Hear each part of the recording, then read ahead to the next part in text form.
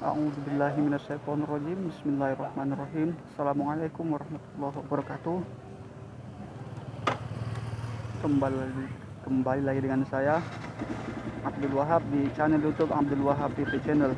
Jadi saya baru selesai beli buah ini dalam plastik putih ya. Maaf ya kalau agak gelap karena memang malam kan.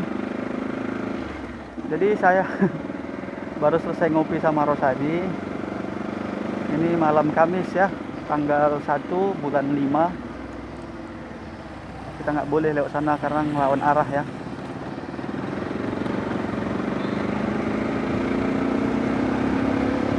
Kita lewat kota lagi guys, tapi suasananya memang malam hari. Udah lama juga nggak ngevlog sambil ngomong-ngomong di malam hari ya kan.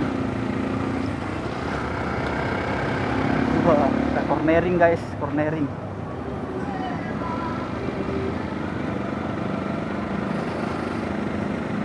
Jadi beginilah suasana malam hari di kota Kuala Simpang yang luar biasa ya.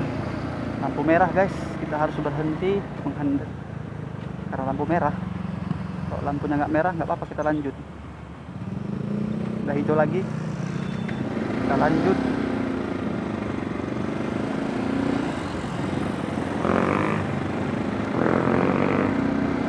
Jadi ini sepeda motor udah mulai ngulah lagi guys.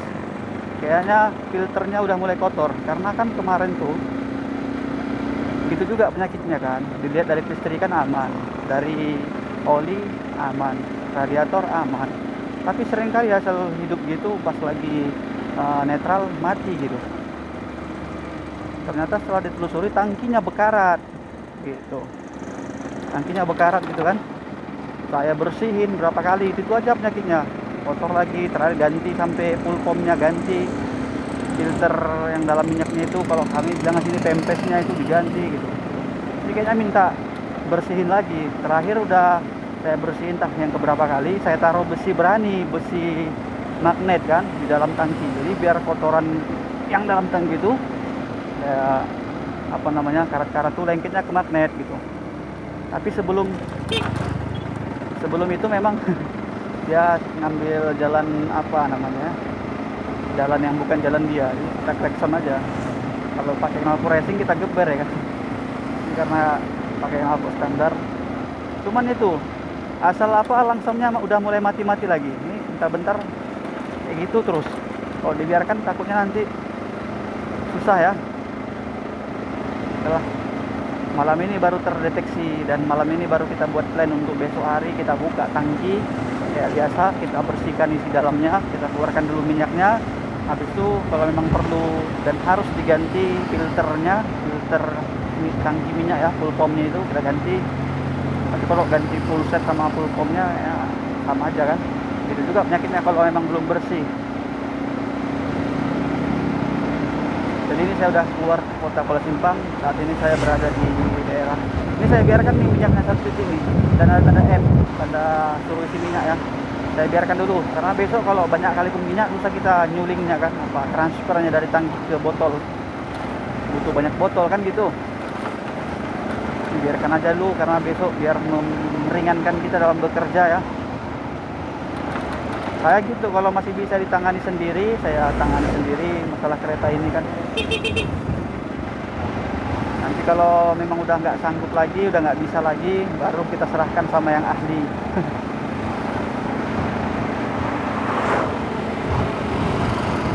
Jadi alhamdulillah tadi saya lupa nutup kaca helm, makanya suaranya mungkin bercampur dengan suara angin ya. Tadi alhamdulillah saya ngopi dengan Rosadi dan sekarang saya akan pulang ke rumah. Dan kayak gila dia suasana perjalanan malam hari ya, naik ride gitulah. Biasanya siang atau sore atau pagi terang lah pokoknya, tapi malam ini memang asli gelap gulita. Ya udah, kita nikmati aja. Kita kalau lagi gelap kayak gini kan bisa apa ya, agak kencang karena sepi kan. Kalau rame kita nggak bisa kencang. Yuk kita baca dulu doanya karena kita mau bismillah ya. Kita mau agak ngebut sedikit. Bismillahi majreha wa mursaha ala tasyirul umur.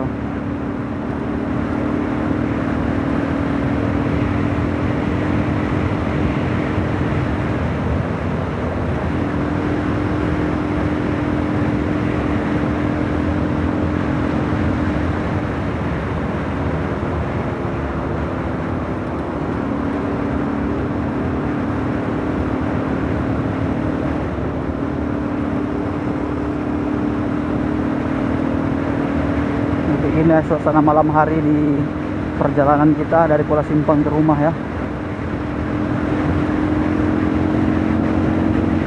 Kalau jalan santai biasa saya sampai menghabiskan waktu di jalan tuh 20 menit, setengah jam ya. Tapi kalau lagi jalan agak ngebut sedikit belum tahu juga ya.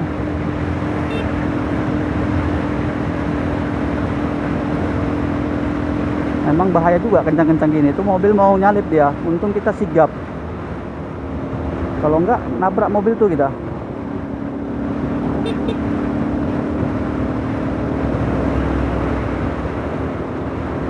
Itulah ya, kalau kita udah baca bismillah artinya kita serahkan semua urusan kepada Allah. Usaha kita hati-hati, tapi menjaga kita tiada lain dan tiada bukan adalah Allah Subhanahu wa taala. Ini mobil pasang lampu sen, saya kira mau belok ke SPBU, rupanya dia cuman ngasih tahu ada bahaya depan mungkin ya. Kan biasa gitu kalau ada lampu sen yang sebelah kanan kedip-kedip tuh antara dua, kalau nggak mau belok berarti ngasih tahu nggak bisa disalip di depannya karena ada kendaraan juga yang lewat yang sama dia kan gitu, entah sebaya sama dia, sama bentuknya atau mungkin lebih besar lagi gitu kan, jadi tidak memungkinkan untuk menyalip dari sebelah kanan.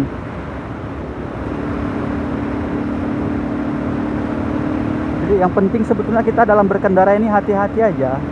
Mau ngebut, mau pelan, silahkan. Yang penting hati-hati.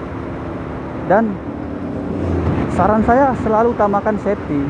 Lengkapi surat-surat berkendara, lengkapi semua yang harus dilengkapi dalam kendaraan ya. Kayak spion, pasang biar kita bisa nengok ke belakang. Lampu sen hidupkan, jangan biarkan mati. Kalau mati betulkan terus. Jadi tahu orang kita mau membelok gitu kan. Lampu rem juga demikian. Jadi tahu orang kalau kita lagi ngerem kan gitu.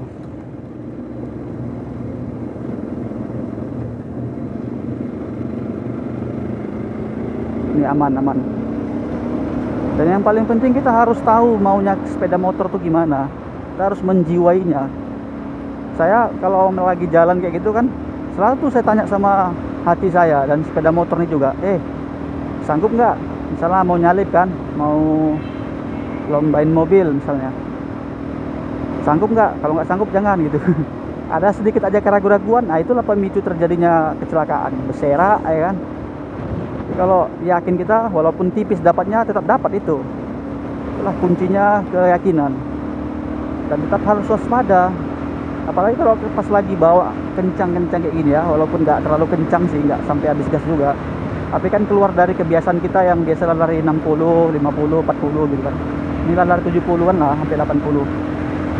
Tentu jantung itu bisa lebih bekerja lebih kencang gitu. Ya, adrenalin makin terpacu.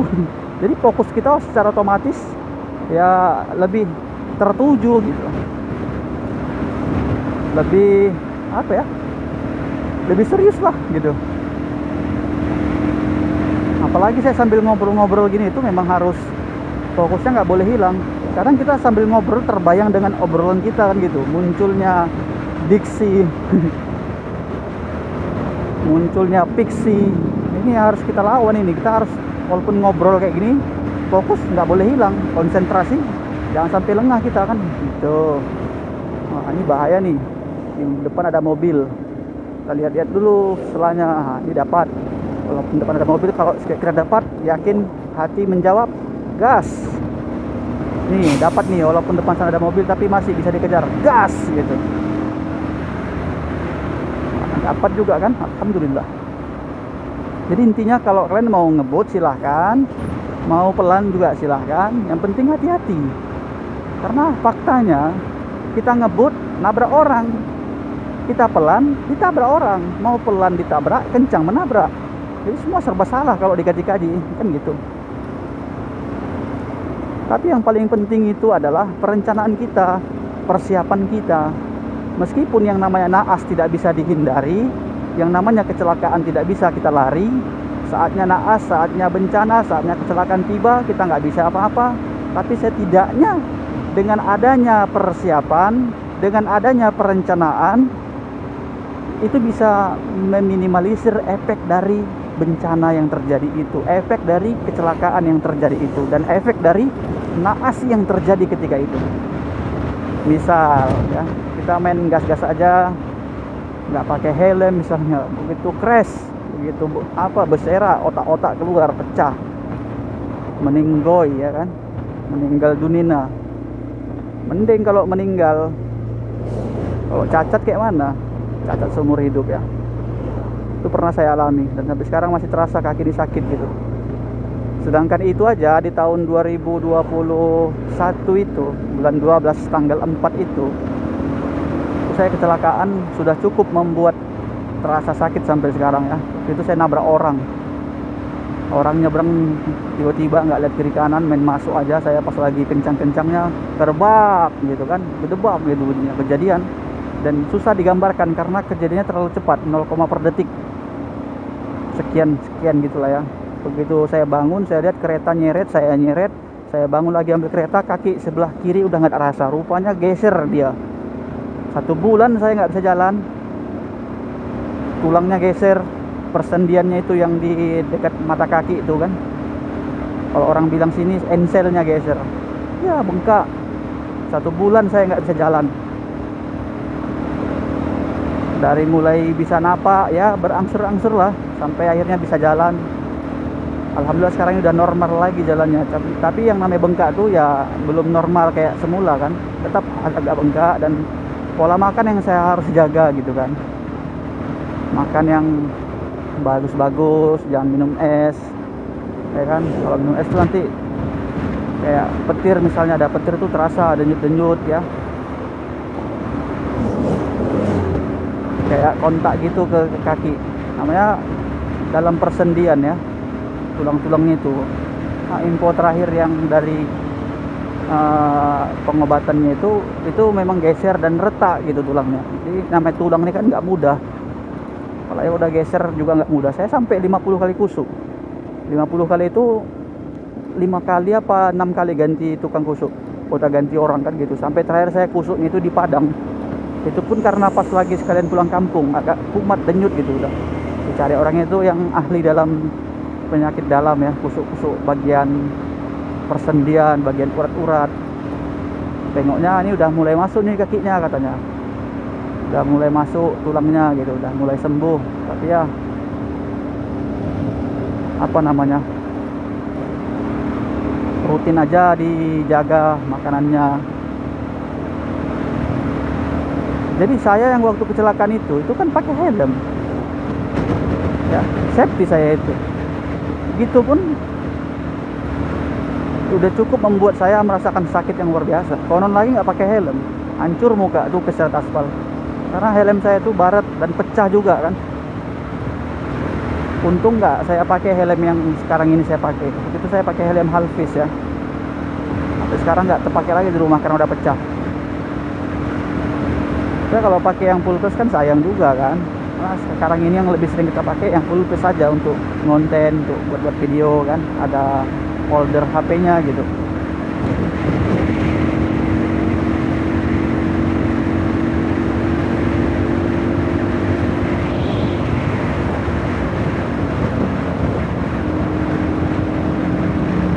Jadi dengan adanya persiapan, dan itu jadi makin kuat saya untuk mempersiapkan segala sesuatunya. Harusnya kemana-mana pakai sarung tangan, jaket kalau bisa yang tebal, yang kuat gitu kan. Kalau perlu pakai jaket yang di MotoGP itu kan, safety kali itu kalau pakai itu, cuman panas ya. Kayak sepatu, kalau bisa sepatu yang kuat sekaligus gitu. Untuk kita juga, karena apapun ceritanya yang namanya di jalan ini udah makanan kita gitu kan. Berani mencintai aspal, harus berani kena cium aspal kan gitu pula. Kena cium sama wanita beda dengan kecium aspal. Kecium wanita enak, nikmat. Kecium aspal bongkak, berdarah, berserak ya kan. Oke, ini kita memasuki Bukit Semadam. Ini agak rawan ya, karena jalan yang curam, banyak mobil yang kecelakaan. Sering sekali di sini terjadi kecelakaan, udah naik nanjak tiba-tiba mundur. Ini kita hati-hati juga nih. Ini tengoklah pelan-pelan mobil besar tuh di atas tuh. Nah, kadang nggak tarik ya, saking tingginya jalan ini, curam lagi kan. Oke, kita coba ya. Nanti kita jangan di belakangnya lah. Oh, pelan-pelan kali dia kan, karena bawa muatan. Udah gitu licin juga. Nih tumpahan minyak nih, nampak yang hitam-hitam nih di bawah nih. Mungkin kalau malam ya kurang nampak ya, siang baru. Itulah, kapan-kapan kalau siang lewat kita tunjukkan. Ini sampai berasap-asap nih, apanya ini? Bannya apa isi mesinnya itu nggak tahu lah kita. Oh, ini nampak nggak ya? Mudah-mudahan nampak ya, bekas tumpahan minyak nih. Biasa itu di sini. Kayak kita nggak bisa terlalu nikung kali, karena mau sebagus apapun ban, kayak yang saya pernah bilang sebelumnya, mau ban Michelin sekalipun, ban yang dipakai di MotoGP itu, apalagi ban Maxxis, Dunlop, Pirelli, ya apalah. Tapi kalau udah dua hal, pasir dengan minyak, adalah bersera. Karena ada juga ban yang menggigit dia ketika basah kan, kayak ban Michelin tuh. Itu tengoklah di MotoGP, kalaupun balap basah-basah arena karena hujan, tapi tetap aja bisa nikung, bisa cornering. Tapi kalau bannya itu kena dengan aspal yang berminyak, nggak gigit guys, selip juga itu ya kan. Ya, ini saya udah sampai di Semadam. Bagilah suasana malam hari di Semadam. Ya, dekat rumah saya juga. Saya sebentar lagi akan sampai ke rumah nih. Kita belok sebelah kanan, masuk, tengok spion aman di belakang. Kita masukkan sebelah kanan. Dan kita gaskan terus sampai ke rumah. Nanti di rumah akan kita tutup. Jadi saya nggak terlalu kencang sih sebetulnya. Karena dari tadi saya lihat speedometer lari 80, paling kencang 70 gitu. Ini nampak dia perbedaannya. Kalau kita biasa lari 30, 40, 20 menitan sampai 30 menit ya kan. Tapi kalau lari 70, 80 itu dari sini ke rumah, dari Kuala Simpang ke rumah bisa sampai, ini saya hitung waktu 17 menit nih baru. Mungkin ya 2 menit lagi lah. Kita bilang lah 19 menit, nggak sampai 20 menit kan. Itu kalau lari 70, 80. Tadi kan nggak full kita karena banyak mobil juga kan, kita banyak ngerem juga. Jadi kalau normal kayaknya lari 90, 100 gitu kan. Lari ngebut-ngebutnya kan gitu. Itu mau, karena dulu saya pernah coba tes ya kan. Lari 130-an tuh dari Kuala Simpang ke Semadam. Cuman 7 menit. 7 menit iya. Gila kan. Tapi sepi ya, tengah malam. Yang bikin lama kita jalan kan kalau ada mobil, ada kereta di depan kita harus ngerem ya kan. Itunya sebetulnya. Dulu darah saya masih berani-beraninya, nggak kayak sekarang. Saya lebih banyak mempertimbangkan gitu kan. Oke, sebentar lagi kita akan sampai ke rumah. Ini kita udah di daerah masuk ke dalamnya ya. Kalau sana Kampung Pipa yang tadi kita lewati Kampung Rel. Sebentar lagi kita akan jumpa dengan titik gelondeng atau titik glodek.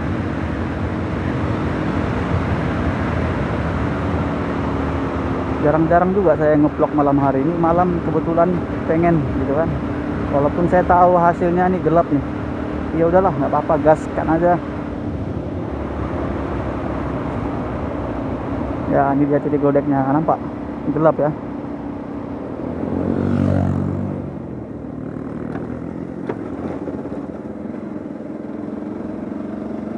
Gelap.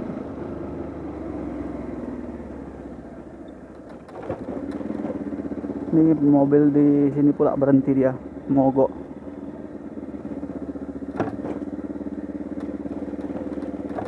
Ini saya dari tadi pakai kaca helm nih, nggak, misalnya ditutup gitu kan.